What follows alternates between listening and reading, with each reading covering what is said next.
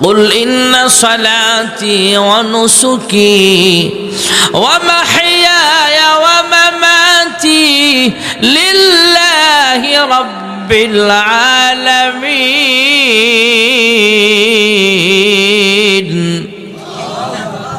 আমার জান, আমার মাল, আমার হায়াত, আমার মরণ সবকিছু আল্লাহর জন্য ওয়াকফ করে দিলাম।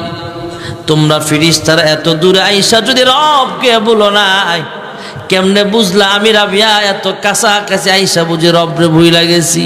সুবহানাল্লাহ। কোন আল্লাহর এক বান্দা কবরে গেছে, পরবর্তীতে আরেকজন স্বপ্নে দেখে আপনার সাথে কবরে ফেরেশতারা কেমন আচরণ করেছিল তিনি জানালেন।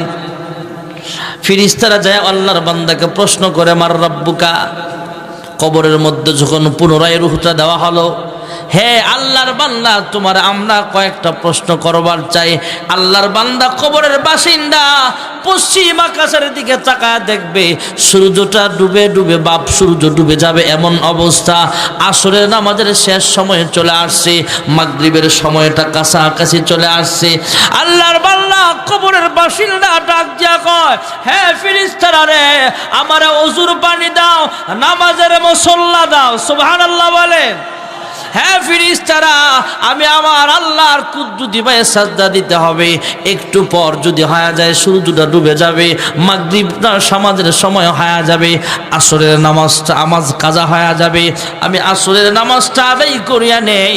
তোমরা শুধু 3টা প্রশ্ন করো, যত প্রশ্ন করার করবা, সব প্রশ্নের জবাব আমি দিয়ে দিব। জোরে করুন সুবহানাল্লাহ।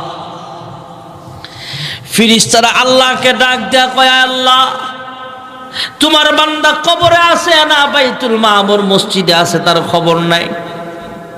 তোমার বান্দা কবরে আছে না ঘরে আছে খবর নাই? দুনিয়ায় আছে না কবরে আছে কোনো খবর নাই।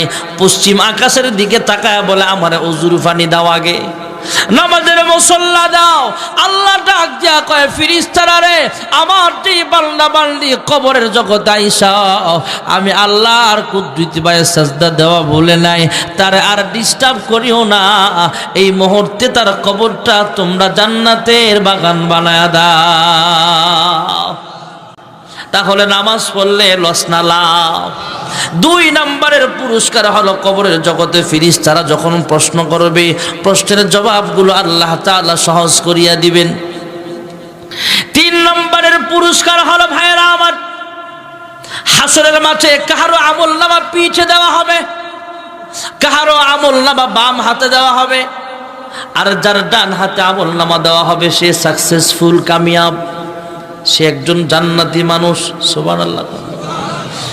فأما من أوتي كتابه بيمينه